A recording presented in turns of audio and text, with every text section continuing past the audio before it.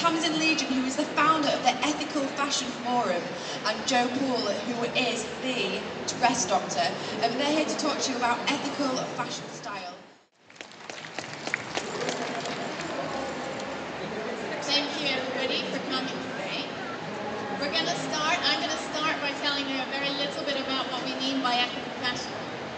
I'll then pass you on to Poole, who's a dress doctor, and who's going to give you some ideas on personal ethical fashion style, as well as showing you a live demonstration of what you can do with something you didn't think looked particularly good, turn it into something great. So, what is ethical fashion? And why should we care about ethics behind fashion? Well, for me, it all started in the Towns of Cambodia, where I was working in the Towns of Cambodia. When I looked into it a little bit, I found that the Towns only existed because some of the biggest factories producing our high street fashion were not paying people enough money for them to pay to live in a normal house. So that made me think. While I was there, I also saw some incredible things being made, some really beautiful Cambodian silk products, but which had no market. People couldn't sell them. They were producing them in a way that just wasn't designed to be products that you and I want to buy. So I came home and I thought a little bit about it, and it just seemed that there was a huge opportunity here. That thinking led to a meeting around the table of several designers, not big names then, but they're known now. And those designers felt that we could do more. We could get together and we could really create something which would make it easier for fashion designers to work in a way that benefited people. A movement grew from that, and that formed the Ethical Fashion Forum. The Ethical Fashion Forum is now the industry body for ethical fashion. We represent over 3,500 individuals and businesses and designers in over 100 countries. And it's become probably the most important movement in fashion. And you're lucky to be here in London because London is really the place that's leading this change. So, what do we mean by ethical fashion? We mean fashion which maximizes benefits to people and minimizes benefits to the environment. So, why bother? Well, fashion is still incredibly unsustainable. No UK high street brand pays a living wage. The latest Labour report says the fashion industry is more damaging than the chemical industry, and 1 million tons of textiles and fashion go into landfill every year in the UK alone. So people are buying clothes cheaply and throwing them away. So we're really interested in looking not at all the negative stuff, but what you as individuals can do to change that, and we can do a lot. There are some incredible designers out there changing the way they work. And we have a stand over there if you're interested in knowing more. But without further ado, I'll pass you on to Joe, who's going to tell you a little bit about how you as an individual can think more about these things, and also about some brands that are pioneering in fashion that changes the situation for people buying. Thank you, Tamsin. My training and early career were in theatrical costume, and then I went on to found the Dress Doctor 3.5 years ago. Working in theatre, I honed the skills which basically enable you to transform everyday items into something noteworthy.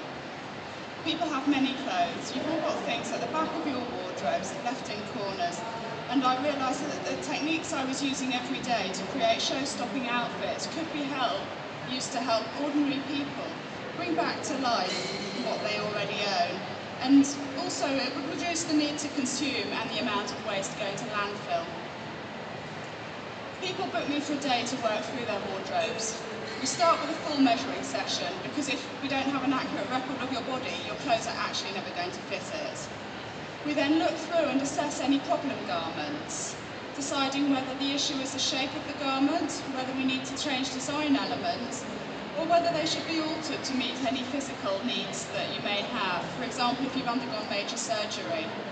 The aim is that all the garments you own are in regular circulation, feel comfortable and stylish in them, and that everything you own is fit for purpose.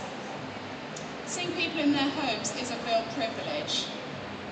You can get a complete overview of someone's whole life by seeing them relaxed and in their own environment, which would never happen if I worked out of a studio or a shop. This helps me be far more effective in my work as I can see personal style and make design decisions and offerings to suit your taste. There's usually a close relationship between someone's chosen environment and how they live their life. An exuberant, spontaneous and creative person is unlikely to actually want a wardrobe full of starched white cottons which require a lot of maintenance, whereas your immaculately groomed office worker probably isn't going to thank me for altering their cocktail dress with a layer of eclectically mixed lace which is impossible to arrange and always looks a little bit kooky. The clothing we own, it holds memories, it has emotional attachment, and there are always associations with events in your life. If your clothing has been worked to a high standard and is classic in design, then these connections will endure. I deal with many people who are successful, and there are many different definitions of successful when it comes to how you live your life. They understand that an item must be good value, and actually that you should view it in terms of price per wear, not necessarily in terms of the initial cost of the garment when it comes from the shop. Now, I'd like to just ask you to take a moment to think of Audrey Hepburn in Breakfast at Tiffany's. Polly Golightly was introduced to us over 50 years ago, and she has remained a style icon.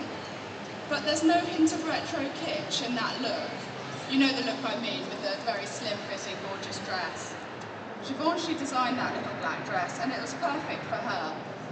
Everyone has a version of this classic that works for their figure. There's nothing prescriptive about cutting or the lines of garments. If I'm going to give you one piece of advice, it's to look at what works for your body and to discern a version of a little black dress that works for you. And then to invest as heavily as you can in it, because this is one piece that will endure for decades and will be admired time and time again. It'll be well worth it. Once you've undergone this process with a classic that you know will keep coming out, then use the process to inform your further purchasing decisions and look at your wardrobe as a whole, evolving a look that's right for you, that can be adapted to trends rather than as trend-driven. There's a myriad of fashion brands from all over the world who have a highly ethical approach to how they produce, and they are competitive rather than alternative. Eloise Gray, Henrietta Ludgate and Old Town all use British textiles to create enduring and classic pieces. Pachacuti makes certified fair trade but traditional Panama hats. They also have accessories from Ecuadorian alpaca and leather.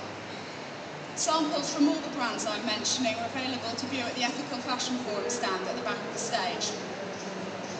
Mia combine used clothing, often used and shipped over to Malawi from Europe, with the Malawian traditional textiles. Again, it's a very directional look.